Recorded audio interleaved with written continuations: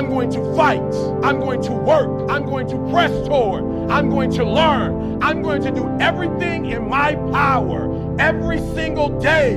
I'm going to do everything in my power to become a victor and not a victim. Now let me say this before I move forward, and I can't explain it, but you better feel me. Winners win and losers lose.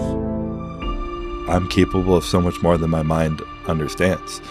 And I think that's just the greatest part of the journey that I've achieved, is like that understanding of what I'm capable of and that belief in myself to what I can accomplish. This dude said there's a moment when every boy realizes no one's coming to save him. And that's when he becomes a man. And some boys never get there and stay children forever. This stuff matters because no one's effing coming to save you. The world ain't all sunshine and rainbows. It's a very mean and nasty place, and I don't care how tough you are, it will beat you to your knees and keep you there permanently if you let it. You, me, or nobody is gonna hit as hard as life. But it ain't about how hard you hit.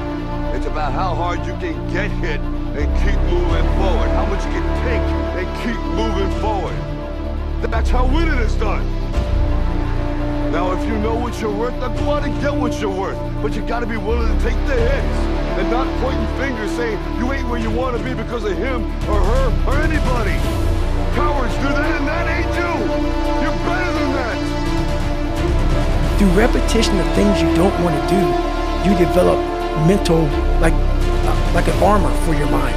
You start to armor your mind, because your mind's like, okay, we suffer every day. That's what we do. We do stuff that sucks every day, so then when the suck stuff comes, you're ready for it. I used to define power by the distance between thoughts and reality.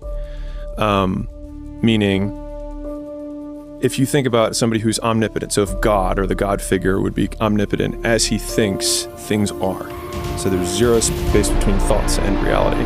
And so if we want to be more God-like in our lives, the distance that we can shrink between wanting to do something or thinking something should be done and it being done is a direct indication of our personal power in our lives. And so that has helped me basically think, don't be a powerless bitch. In order to be your best, you need to maximize your physical, your mental, and your emotional. And we're talking about physical, you're talking about talent, which is great, and that's a great bar to set. You need to have the height, the weight, the speed, the ability, the physical ability. But then you need, to me, the ability to learn, process information, taking lots of information to be able to apply it, take what you're learning from the medium out to a field. And then you need to bring a competitive stamina to practice every day to be the best. And I was talking with my friend earlier this week, and he was like, well, what separated you on the football field? And I was like, I think there was part of me that was a psychopath back then. I'm happiest when I'm suffering. So I've heard people say, like, they said this mostly about Goggins. I know you've talked to him too, but it's just like asking him, it's like, are you ever happy? It's just like, for him, he's happy when he's miserable. So it's like, well, whose definition of happy you're talking about? Is you're happy eating fucking donuts, watching TV? That sounds miserable to me. So it's like the people that get these words and they're like, are you happy? Are you enjoying yourself? Or do you ever have fun? It's like, running up that mountain is fun. That's what I like. On this team, we fight for that itch.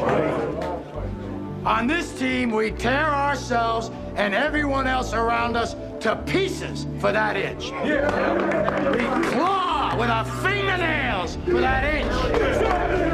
Because we know when we add up all those inches, that's gonna make the fucking difference between winning and losing. Between living and dying. I'll tell you this, in any fight, it's the guy who's willing to die who's gonna win that itch. And I know if I'm gonna have any life anymore, it's because I'm still willing to fight and die for that itch.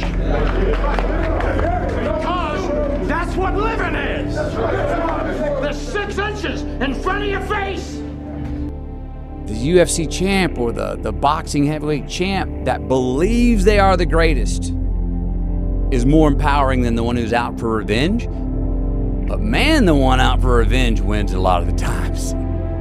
the one who's pushing against. Yep. And I'm gonna get back at you. Rage. Nothing gets more shit done than that emotion. Rage. Yep. We like to say, no, freedom and light is the one that carries. Man, I don't know. That's maybe too evolved for us to really grab a hold of. Rage and anger and revenge are mighty powerful emotions. You imagine yourself in the middle of Superdome on a lazy Susan spinning around 360, and you're going to represent whatever you are. So if you're a doctor, a lawyer, sports scientist, a bodybuilder, a SWAT team guy, a Navy SEAL, a Delta, whatever it wants to be, one representative of that entire fucking demographic is going to walk on that stage and spin around at 360, 720. You're going to speak, you're going to give a little presentation, and the entire world's going to see what you look like. How you represent, how you carry yourself, your physical vessel, mentally, spiritually, emotionally, how you articulate your speech, your vocal cues, your ocular cues, how you interact with normal people. They're going to see one representative to motivate the rest of the earth to be you. Are you that guy that should be on the stage? If not, why not? This isn't for the masses. This is for those who want to leave normal behind. Those who are in search of a new realm. It's a lonely journey. You're isolated. Those who used to keep pace with you will fall off. They'll see where their world ends and yours begins. Your ability to suffer, endure, outwork must be greater. You must be willing to extend yourself to the limit with no guarantee of success. Every day, you must ask yourself, did I do enough? Stay hard. That now isn't forever is, and that's such a great frame, like a hyperbolic discounting and inability to be able to imagine that this is not the way that it's always going to be. And that's good. For good things and for bad things. This isn't the way it's always going to be, so I better enjoy this win. This isn't the way it's always going to be, so I better not get too disheartened by this loss. You will come back. That's the beautiful thing about this sort of hedonic renormalizing. You go, good things aren't as good as you think they are, bad things aren't as bad as you think they are. I love adversity. You know what I mean? Some people fold under adversity. Some people can't deal with chaos. Some people can't handle the pressure. I love that shit. I fucking, that's what gets me up in the morning. I eat that shit for fucking breakfast. Negativity on social media, negativity from the media, negativity from whoever they are that are out there talking shit. I love that shit. People struggle to do things alone. And the path of the exceptional person is one of an exception, which means that you are not with other people. And rather than fighting that or bemoaning it, see it as an indicator that you're on the right path. Because if everyone else were cheering you on, then it means you're not in the right place, because it means you're just like everyone else, and that's not where you want to be. I know a lot of you don't understand me. I don't give a shit. But one thing I found out, I'm not the smartest motherfucker in the world. There's one thing I fucking do know. This life is relentless. You better keep coming back with all your failures, all your doubts, all your shit. Keep fighting, keep getting up. Never fucking lay down for shit. That's one thing we should all agree on. If you're broken once, you know how that shit feels. That means, fuck it. Try and break me again. One thing in life, suffering has no expiration date. You don't give a fuck if you're black, white, poor, rich, where you come from, how you were raised. Will keep coming after you. Stay hard. Through time and effort, you build a stronger human. You build a stronger body, you build a stronger mind, you build accomplishments and will and momentum.